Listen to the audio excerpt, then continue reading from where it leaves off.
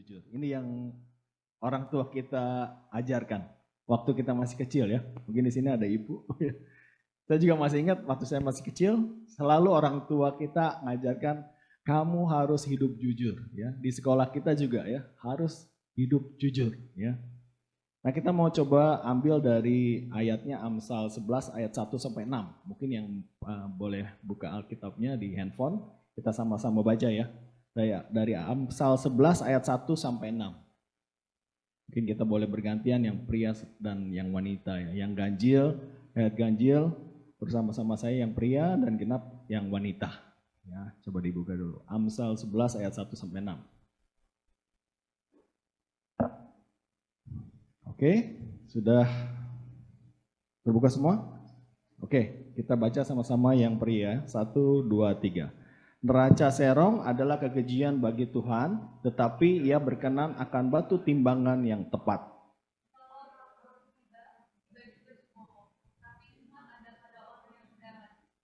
Orang yang jujur dipimpin oleh ketulusan, tetapi pengkhianat dirusak oleh kecurangannya.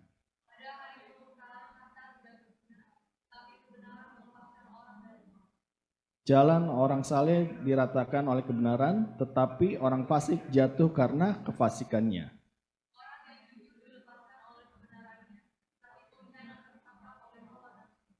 Amin. Saya coba bacakan dari bahasa Indonesia sehari-hari ya. Waktu saya baca ternyata simple dan saya dapat sesuatu hal yang beda ya. Dikatakan seperti ini. Ayat 11 Amsal 11 ayat 3 sampai 6 ya.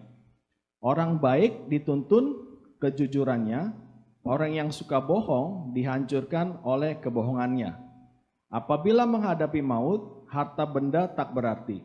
Hidupmu akan selamat bila engkau tulus hati, ya, dikatakan. Lalu apa?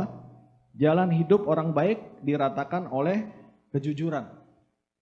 Lalu, tetapi orang jahat membawa diri kepada kehancuran. Orang jujur selamat karena ketulusan hatinya, ya. Dan orang yang tak dapat dipercaya terperosok oleh keserakahannya, ya. Dari Amsal ini saya garis bawahi ya, ada beberapa yang sangat terkoneksi ya. Pertama apa? Dikatakan tentang orang jujur, ya, orang jujur atau saleh ya. Orang jujur saleh. Kita ada orang jujur, orang saleh orang apa sih? Orang yang setia, taat ya, akan ajaran dari Tuhan, ya, orang saleh. Kalau kita bilang dulu waktu kita sekolah mungkin kita pernah ngejek ya teman kita kalau misalkan dia orangnya saleh gitu. Maksudnya nggak nakal ya, nggak mau ngikut kita bandel-bandel nakalin anak cewek atau siapapun gitu ya. Kita sering ojok-ojok, lu sok lu kayak orang saleh gitu. Saya pernah juga ngatain kawan saya, lu sok lu kayak nabi palsu gitu. Pokoknya kita sering mengejek ya.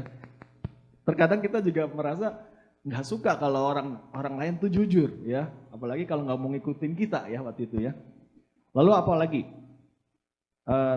di sini di garis bawahi Amsal 11 itu tentang ketulusan dan kebenaran ya, tentang ketulusan dan kebenaran. Nah, ini yang kita mau belajar ya malam ini. Saya yakin semuanya pernah belajar ya tentang kejujuran ya, kejujuran. Belum di on.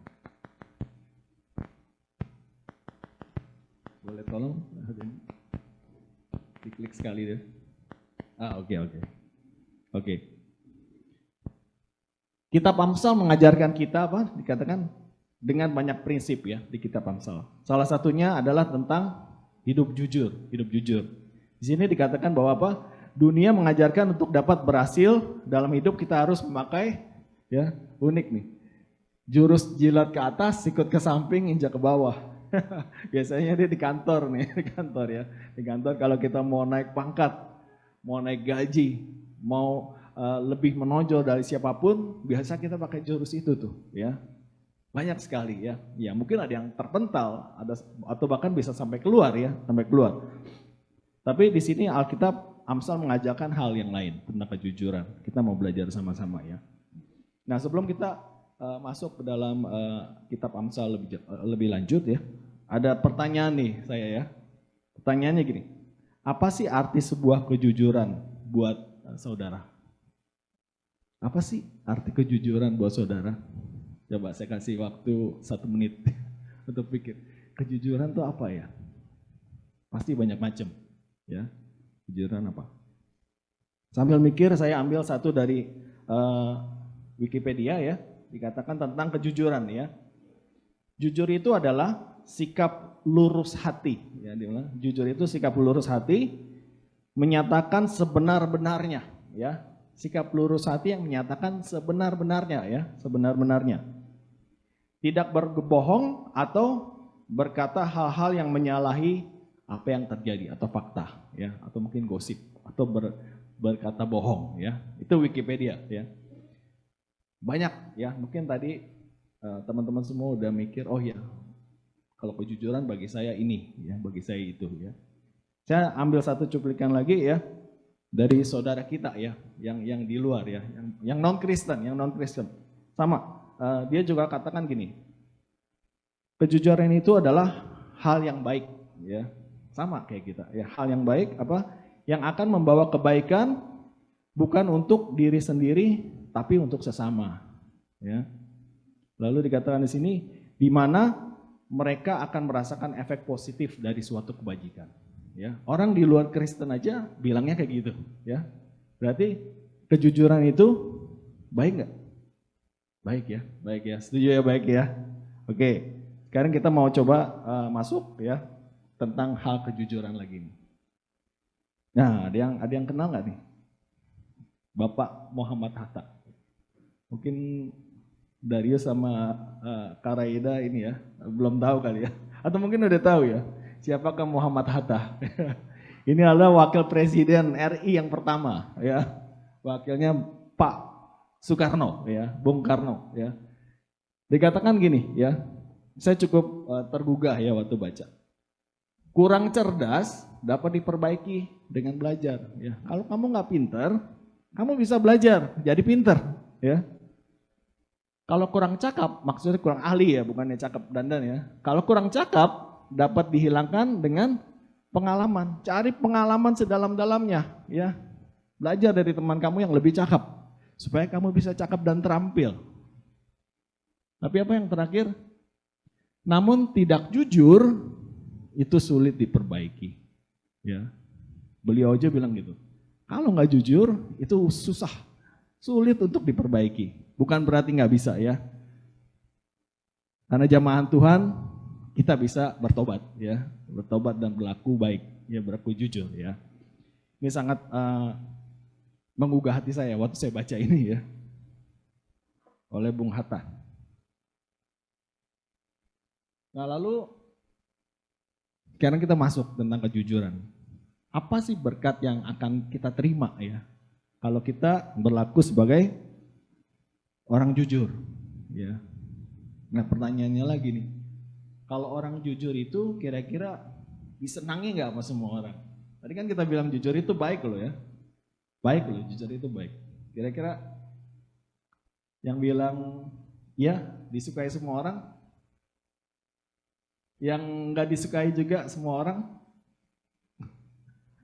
50-50, 50-50 ya. Oke, kalau yang itu biasanya kita percaya orang jujur itu belum tentu disukai sama semua orang, ya. Karena saya ingat tadi waktu pengalaman saya juga waktu kecil ya, waktu sekolah ya, sama. Saya juga nggak suka tuh sama orang yang jujur ya, terlalu jujur gitu. Wah, kita kalau di sekolah tuh ada satu orang yang jujur ya. Tiba-tiba kita lagi ada ulangan, ada yang nyontek kan di belakangnya, tiba-tiba ada yang teriak, "Bu, ada yang nyontek." Itu kita langsung pulang sekolah, wah awas nih kita kerjain nih. Kita nggak suka, benar dia jujur loh, benar loh ya. Tapi kita nggak suka gitu ya. Kita mau ikuti maunya dunia ya, bukan maunya Tuhan ya. Tapi jangan khawatir saudara, bahwa Allah memberkati orang jujur karena mereka akan melihat Tuhan ya. Ini yang kita dapat dari janji Tuhan juga dari Matius 5 ayat 8 ya, saya bacakan. Ini janji Tuhan Yesus waktu berkhotbah di atas bukit kepada murid-muridnya dan jemaat, dikatakan bahwa apa? Berbahagialah orang yang suci hatinya, karena mereka akan melihat Tuhan ya. Suci hatinya, murni hatinya ya. Maksudnya apa?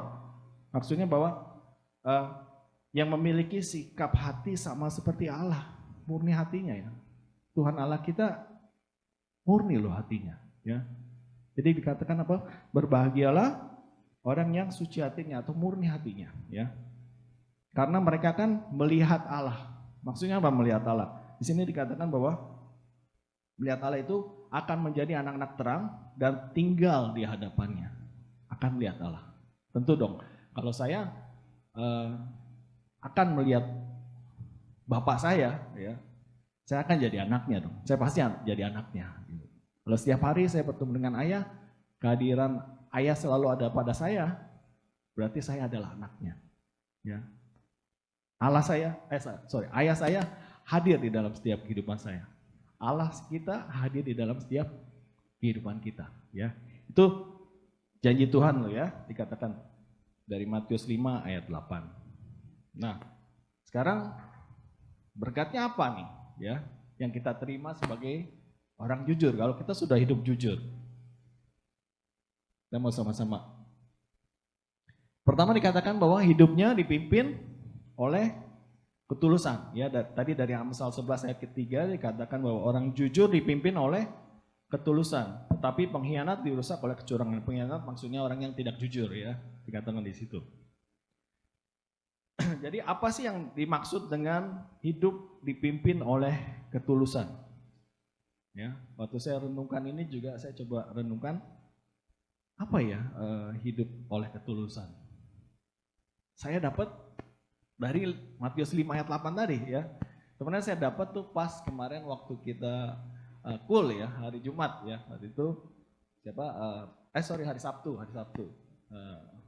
Brother Philip kasih kasih renungan dari Matius 5 ayat berapa? Ayat 3 apa ayat 6 ya? Saya lupa.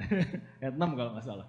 Pas saya lagi baca ke bawah, saya dapat ini Matius 5 ayat 8. Saya baru tahu tentang apa dipimpin oleh ketulusan itu apa sih ya. Di sini saya dapat bahwa hidup yang menghadirkan Tuhan ya. Hidup yang menghadirkan Tuhan dan bertumbuh secara dewasa, secara spiritual kita ya, itu hidup di dalam ketulusan. Nah, itu saya dapat dari Matius 5 ayat 8. Saya coba translate dari yang amplified ya, dari bahasa Inggrisnya dikatakan apa? Blessed are the pure in heart, ya. Terus for they will see God. Sama seperti yang tadi ya. Di sini dikatakan bahwa blessed are the pure heart itu adalah orang-orang yang mempunyai integritas, ya, pure heart, ya, yang murni hatinya, yang tadi yang sama seperti Allah. Kalau kita sebagai manusia dikatakan bahwa apa? Yang mempunyai integritas dan juga mempunyai moral yang tinggi, ya, moral yang tinggi dan juga godly characters, ya, karakter kita pun baik sama seperti Kristus. Jadi saya rangkum tadi apa?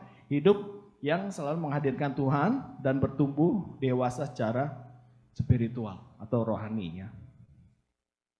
Nah, itulah yang kita bilang hidup kita akan dipimpin oleh ketulusan, ya. Nah, kita mau coba juga belajar dari tokoh, ya, dari Alkitab, ya. Saya ambil dari 2 Raja-Raja 18, ya. Ini salah satu tokoh yang namanya Raja Hizkia, ya. Raja Hizkia itu kita kenal, ya. Dia salah satu one of the greatest, ya, King of Israel. After siapa? King David, ya. Setelah Raja Daud, ya. Karena dia turunannya juga Raja Hizkia. Kita mau belajar.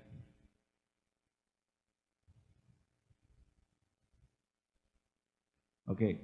2 Raja-Raja 18 ini cukup panjang, ya, ceritanya. Saya ambil cuplikannya dari ayat 1 dan 3, ya. Dikatakan ayat 1, maka dalam tahun ketiga zaman Hosea bin Ela, Raja Israel, Hizkia anak Ahaz, Raja Yehuda menjadi raja. Kita tahu bapaknya Raja Ahaz itu tidak menyenangkan hati Tuhan, ya. Tapi Hizkia Beda, dia menyenangkan hati Tuhan. Ia berumur 25 tahun pada waktu itu, ia menjadi raja dan 29 tahun lamanya ia memerintah di Yerusalem. Nama ibunya ialah Abi, anak Zakaria. Ayat ketiga dikatakan apa? Ia melakukan apa yang benar di mata Tuhan. Ya. Tepat seperti yang dilakukan Daud, bapa leluhurnya. Ya. Tadi kan kita sudah tahu bahwa kita hidup kita dipimpin oleh ketulusan ya. Kalau kita melakukan hal yang jujur. Dikatakan tadi apa? Seorang yang jujur hidup di dalam dan dipimpin oleh ketulusan. Kita mempunyai faithfulness ya pada Tuhan. Bahwa kita selalu mau melakukannya itu seperti kehendak Tuhan ya. Tadi kan kita belajar bahwa hidup dalam ketulusan itu kita melakukan sama seperti Tuhan ya. Tuhan mampukan kita untuk dapat melakukannya ya.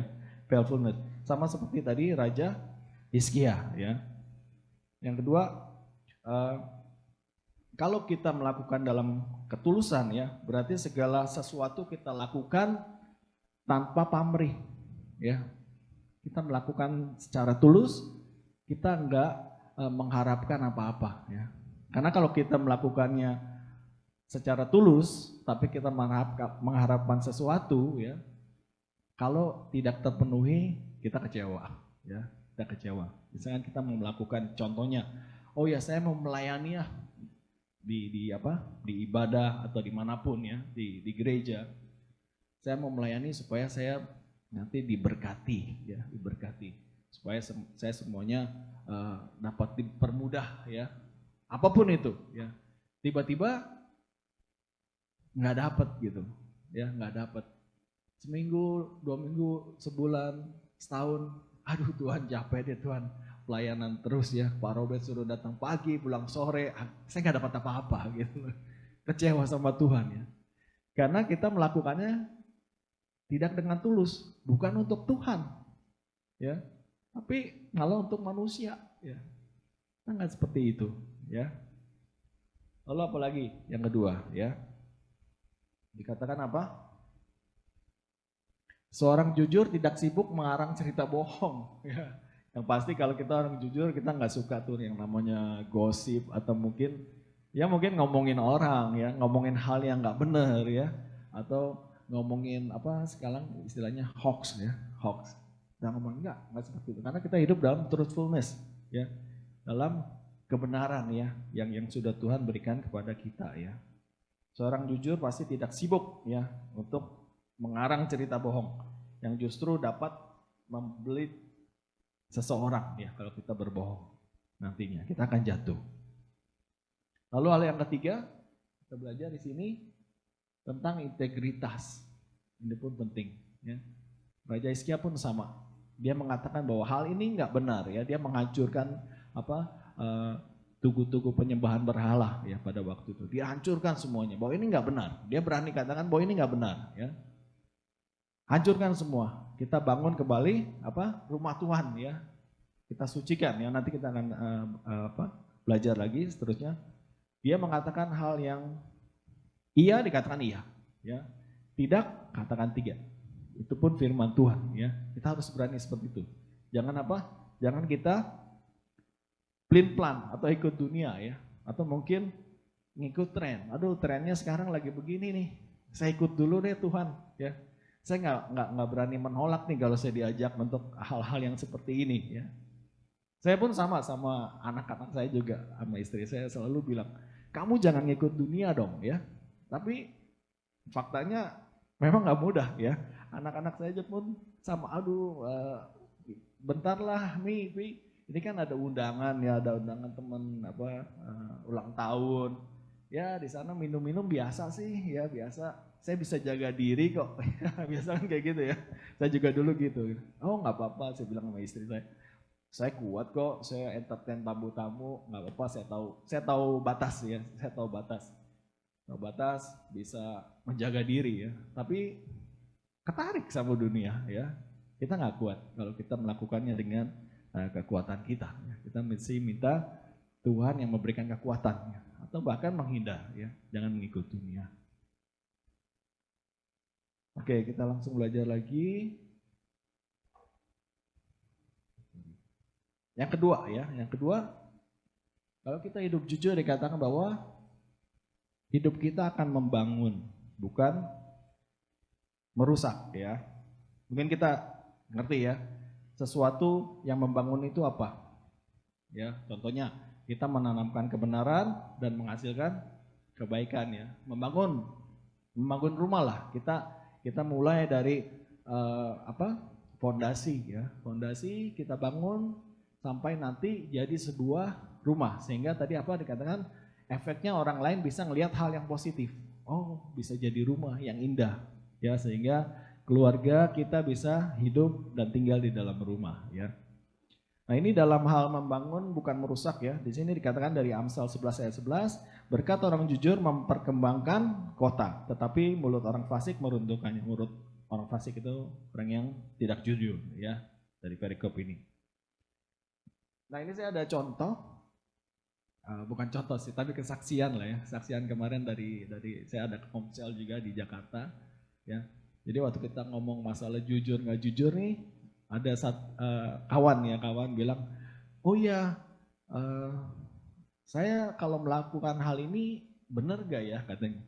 Jadi dia ada punya 2 anak, yang besar itu kakaknya biasalah ya, sudah kerja, dia bawa kue pulang ke rumah untuk dibagi dan juga dia sisihkan untuk dia sendiri gitu ya, untuk dia nikmati. Tiba-tiba adiknya tanpa sepengetahuan kakaknya, dia juga nggak tahu nih kue siapa, baru pulang juga, waduh enak nih, dia embat sampai habis gitu. Ya, jika kakaknya pulang, wah siapa nih yang makan kue gue nih, wah ngamuk-ngamuk gini, udah disisain, udah ini kok masih dimakan gitu ya. Akhirnya maminya lihat, oh enggak, itu tadi mami yang makan, sorry ya gitu. Maminya membela adiknya ya. Alasannya apa?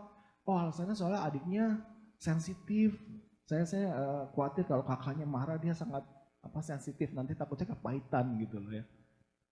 Maminya baik gak? Pertanyaannya. Baik ya, baik. Memproteksi anaknya kecil ya.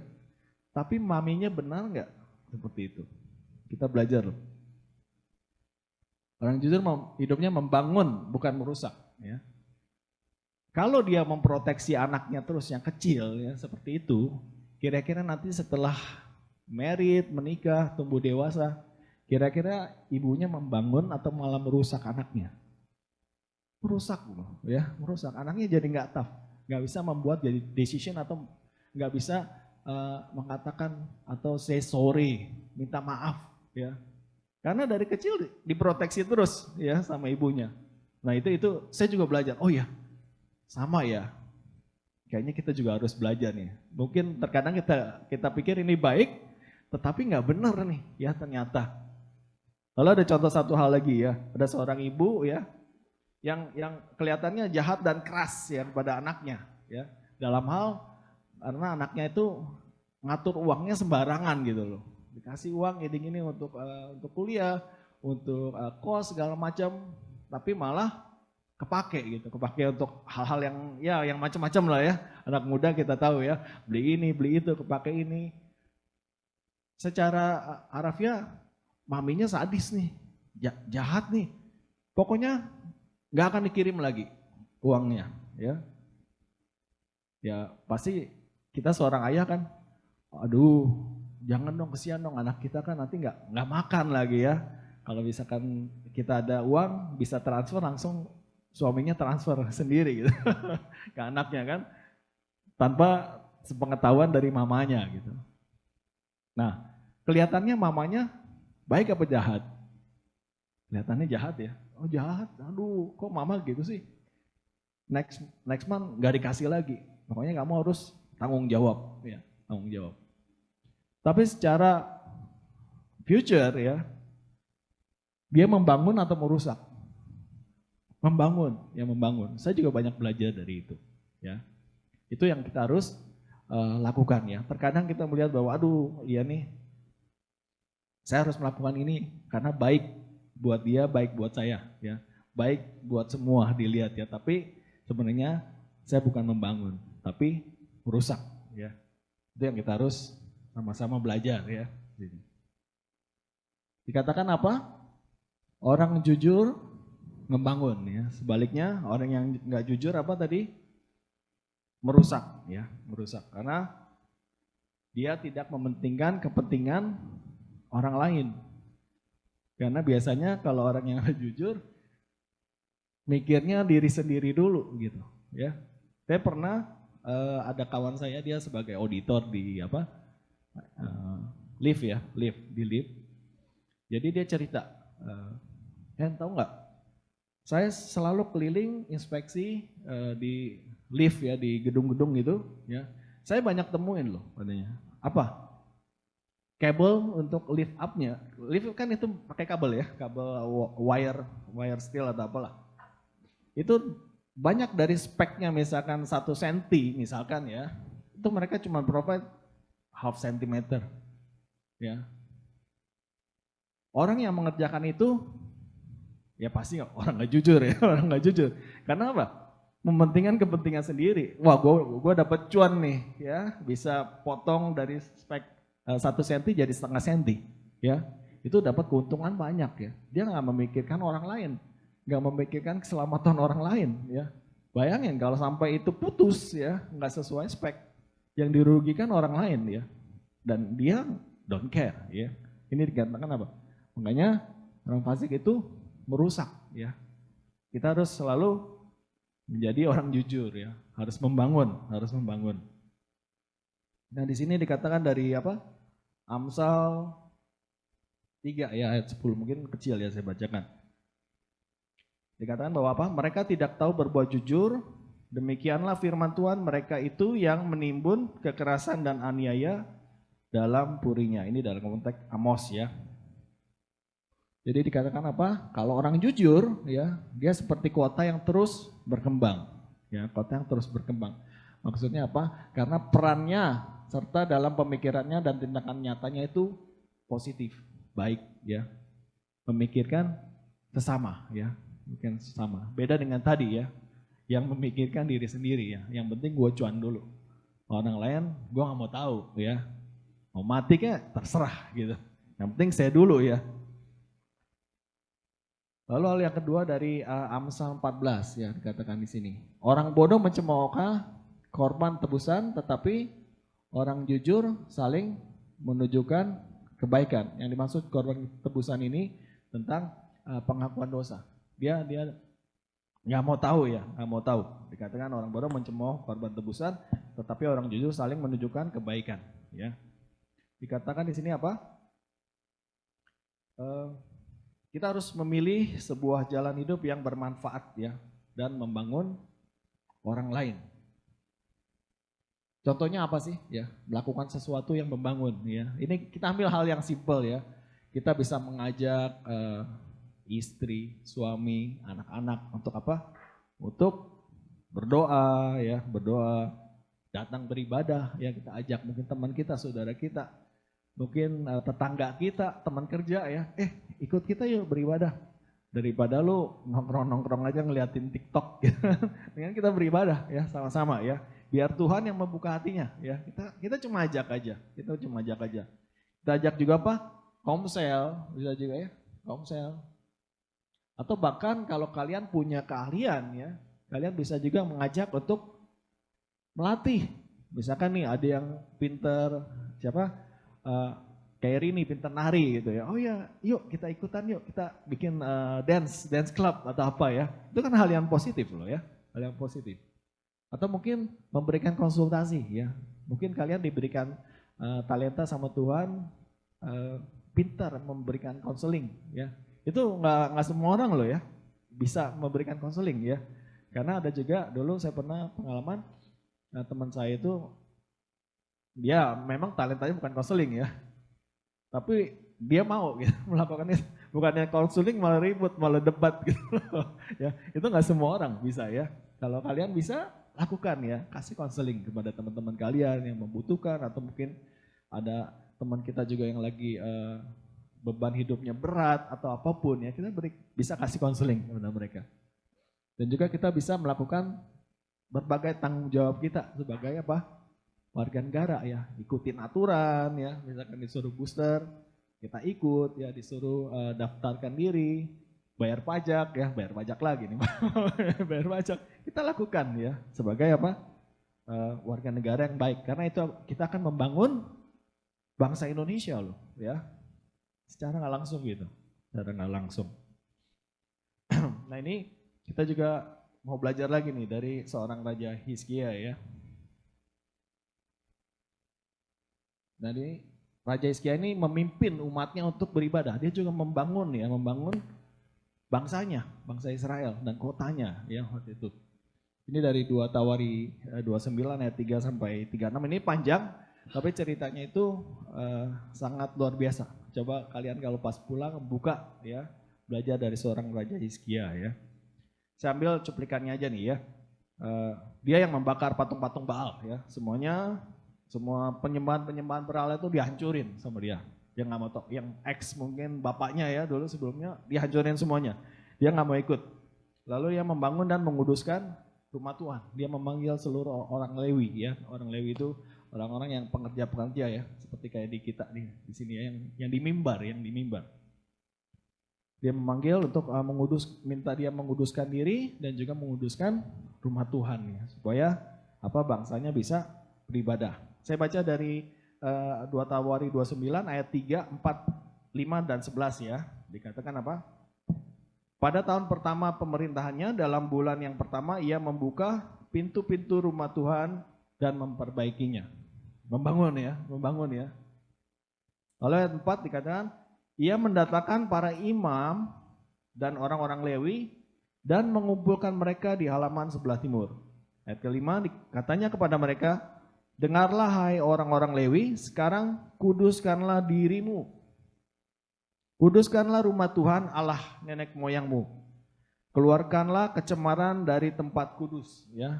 Kita harus mencucikan diri kita, hati kita, untuk kita bisa sama seperti Kristus ya. Kita harus pertama membersihkan diri. Lalu dikatakan lagi apa? Ayat ke-11, anak-anakku sekarang janganlah kamu lengah karena kamu telah dipilih Tuhan untuk berdiri di hadapannya dan melayani dia, untuk menyelenggarakan kebaktian dan membakar korban baginya. Kalian datang beribadah, baik gak? Sangat baik lah, nggak usah dijawab, itu pasti sangat baik ya. Karena kenapa? Mendekatkan diri kalian juga pada Tuhan ya, bersama-sama. Untuk itu saya juga himbau, ajak teman-teman kita ya semuanya, ayo kita ikut ibadah ya. Ini yang kita belajar dari seorang Raja Hizkia ya. Lalu yang ketiga apa lagi? Ini ada 3 poin. Hidupnya mengalami kemajuan. Hidup kita akan mengalami kemajuan. Bukan stuck atau bahkan mundur atau hancur ya. Mungkin kita sering melihat ya, aduh kok orang yang gak jujur diberkatin banget ya. Waduh, rumahnya aja udah nggak bisa kehitung lah, di mana-mana ada ya. Mobilnya itu banyak banget gitu lah. Mau seri apapun ada gitu ya semuanya. Kadang-kadang kita suka iri. Aduh, kok saya hidup jujur? Saya tinggal seperti ini ya Tuhan ya. Saya hidup seperti ini. Tiap hari saya commute ya, naik jeep nih ya, dari rumah ke kantor atau bahkan saya jalan ya. Nggak usah kecil hati ya teman-teman semua ya. Di sini dikatakan sama seperti Raja Hizkia dari 2 Tawari 31 ayat 20 dan 21. Saya bacakan bahwa demikianlah perbuatan Hizkia di seluruh Yehuda. Ia melakukan apa yang baik, apa yang jujur, dan apa yang benar di hadapan Tuhan. Ya, jadi garis bawahi, jika kita melakukan apa yang baik, apa yang jujur, dan apa yang benar di hadapan Tuhan. Ya. Dalam setiap usaha yang dimulainya untuk pelayanannya terhadap rumah Allah dan untuk pelaksanaan Taurat dan perintah Allah, ia mencari Allahnya. Ya, kita selalu mencari Tuhan kita. Ya. Kalaupun kita sedang mengalami sesuatu atau mungkin kita sedang merencanakan sesuatu ya, cari Allah kita. Karena Dia yang maha tahu dan yang maha benar tadi ya. Lalu terakhir dikatakan apa? Semuanya dilakukan dengan segenap hati, tadi ketulusan ya, dengan segenap hati sehingga segala usahanya berhasil. Ya. Karena siapa? Karena Allah, ya, karena Allah. Nah, kita mau belajar dari tadi yang Amsal 14 ayat 11 ini. Tadi dikatakan tentang apa? Rumah dan kemah ya. Rumah dan kemah. Rumah orang fasik musnah, tetapi kemah orang jujur akan mekar ya. Waktu saya baca ini, saya bilang kok miris banget ya Tuhan ya.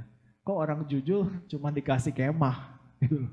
Orang fasik, orang gak jujur dikasih rumah ya. Kita tahu kalau yang namanya kemah ya.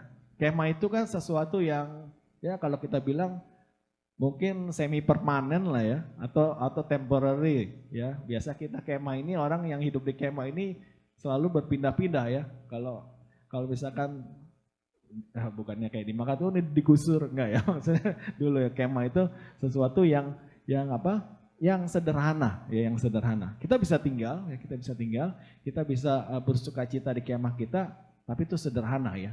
Ini di poin pertama juga dikatakan meskipun dalam kesederhanaan sebuah kemah ya, tetapi jika dilandasi dengan kejujuran yang terjadi adalah hidup makin mekar dan berkembang ya.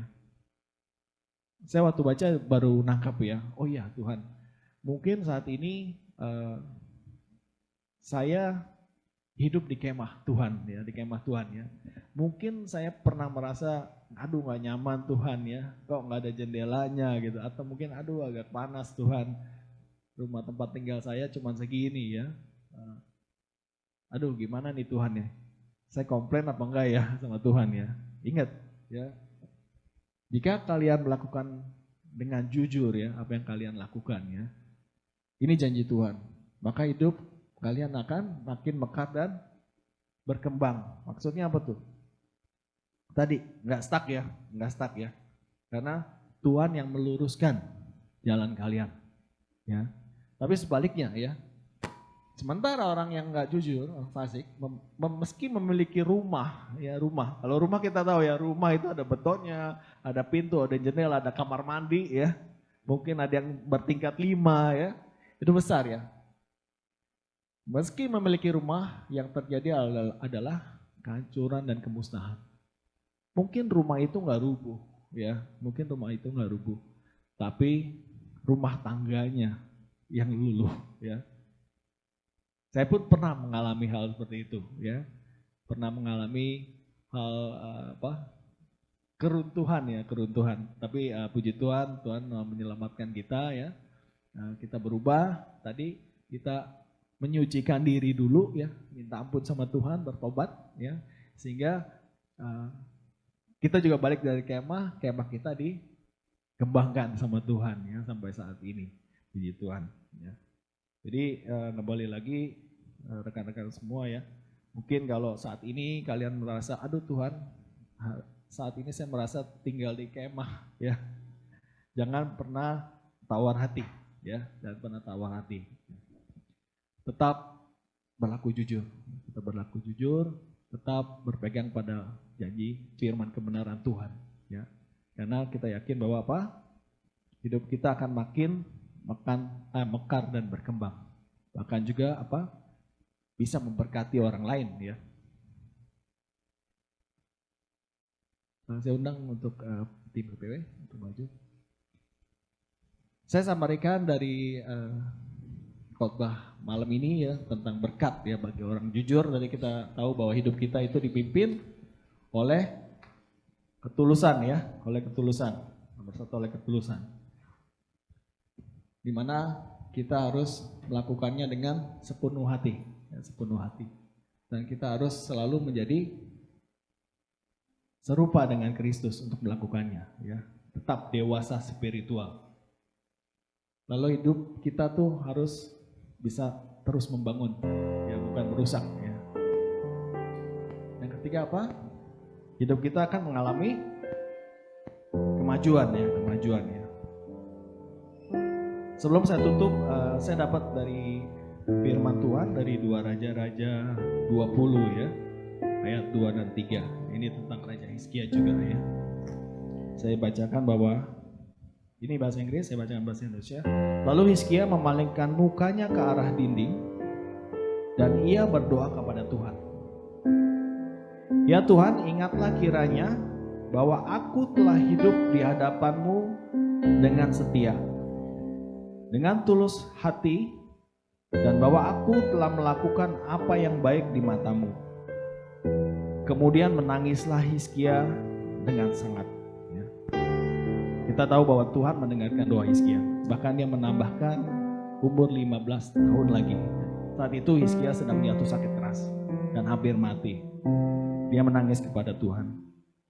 Jadi teman-teman, mari kita hiduplah jujur di tengah mungkin godaan dunia ya, yang mengajak kalian untuk berlaku mungkin tidak jujur ya. Kita harus terus menjadi terang dan garam dunia.